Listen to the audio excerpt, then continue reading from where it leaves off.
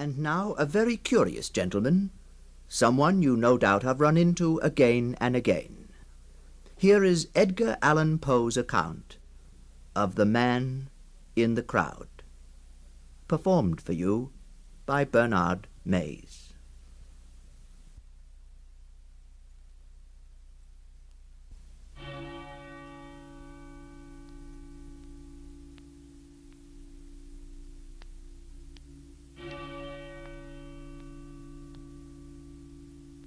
There are some secrets which do not permit themselves to be told. Men die nightly in their beds, wringing the hands of ghostly confessors and looking them piteously in the eyes. Die of despair of heart and convulsion of throat on account of the hideousness of mysteries which will not suffer themselves to be revealed. Now and then, alas, the conscience of man takes up a burden so heavy in horror that it can be thrown down only into the grave. And thus the essence of all crime is undivulged.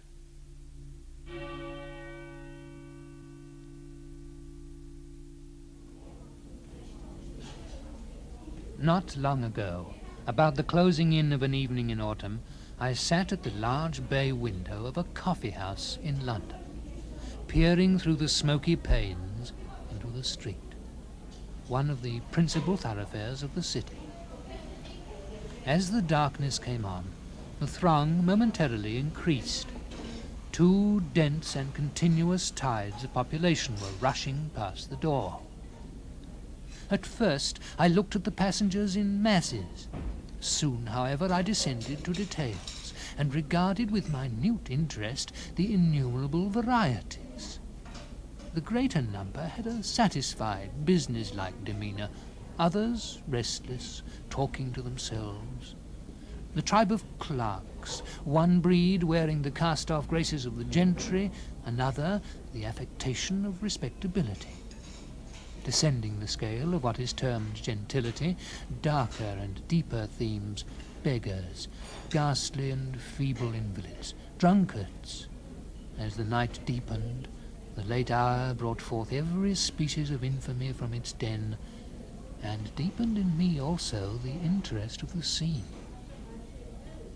With my brow to the glass, I was thus occupied in scrutinizing the mob, when suddenly there came into view a countenance, that of a decrepit old man, some 65 or 70 years of age, a countenance which at once arrested and absorbed my whole attention.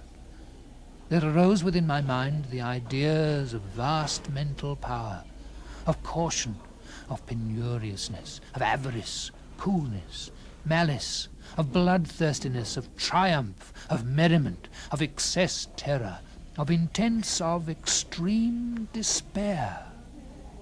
I felt singularly aroused and fascinated. Then came a craving desire to keep the man in view, to know more of him. I made my way into the street and pushed through the crowd in the direction which I had seen him take. I at length came up within sight of him, approached and followed him closely, yet cautiously, so as not to attract his attention. He was short in stature, very thin, and apparently very feeble. His clothes generally were filthy and ragged. It was now fully nightfall, and the humid fog had ended in a settled, heavy rain. For half an hour the old man held his way with difficulty along the great thoroughfare, and I walked close at his elbow through fear of losing sight of him. Never once turning his head to look back, he didn't observe me. By and by he passed into a cross street, not quite so much thronged as the one he quitted. He walked more slowly, more hesitatingly. He crossed and recrossed the way repeatedly without apparent aim. The street was a narrow and long one, and his course lay within it for nearly an hour, during which the passengers had gradually diminished. A turn brought us into a square, brilliantly lighted and overflowing with life. He urged his way steadily and perseveringly.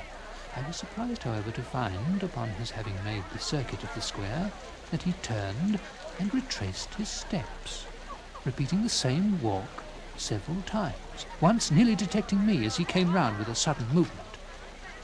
In this exercise he spent another hour. The rain fell fast, the air grew cool, and the people were retiring to their homes. With a gesture of impatience, the wanderer passed into a by-street comparatively deserted. And down this, some quarter of a mile long, he rushed with an activity I couldn't have dreamed of seeing in one so aged. A few moments later brought us into a large and busy bazaar, and he forced his way to and fro, without aim, among the host of buyers and sellers. At no moment did he see me that I watched him. He entered shop after shop, priced nothing, spoke no word, looked at all objects with a wild and vacant stare. I was now utterly amazed at his behaviour. Excuse me. I was resolved to follow him wherever he went, and that we should not part until I had satisfied myself in some measure respecting him.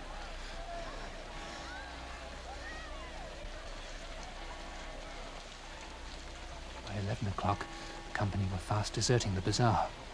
A shopkeeper, in putting up a shutter, jostled the old man. He shuddered and hurried into the street, looked anxiously around him for an instant, and then ran with incredible swiftness through many crooked and peopled lanes, until we emerged once more upon the great thoroughfare whence we had started.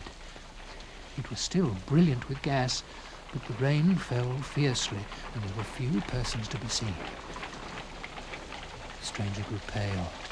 He walked moodily, then with a heavy sigh turned in the direction of the river, and plunging through a great variety of devious ways, came out at length in view of one of the principal theatres.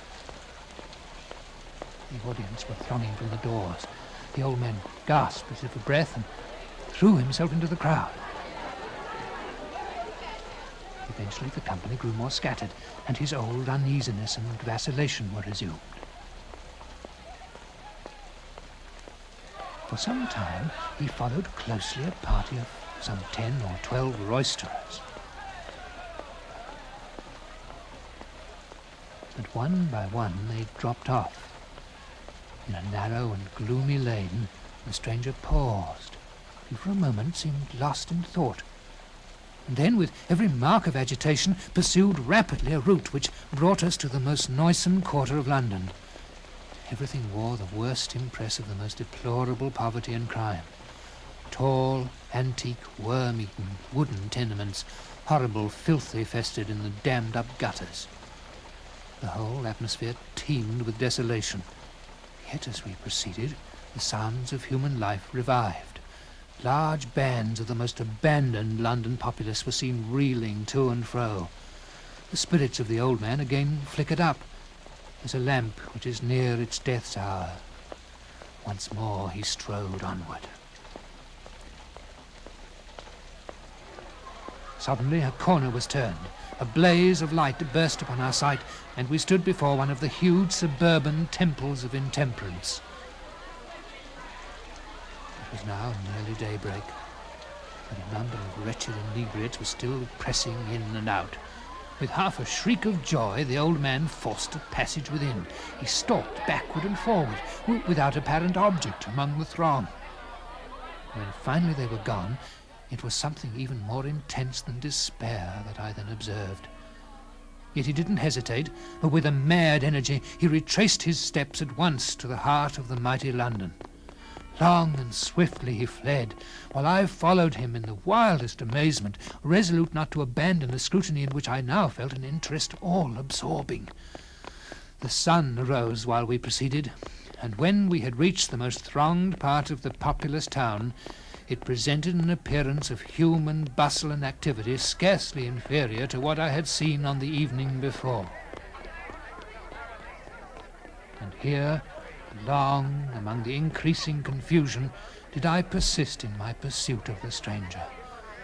But, as usual, he walked to and fro, and during the day didn't pass out from the turmoil of the street. As the shades of the second evening passed on, I grew wearied unto death, and stopping full in front of the wanderer, gazed at him steadfastly in the face. He noticed me not, but resumed his solemn walk. This old man is the type and genius of deep crime. He refuses to be alone. He's the man of the crowd. It will be in vain to follow. I shall learn no more of him nor of his deeds, for he doesn't permit himself to be read.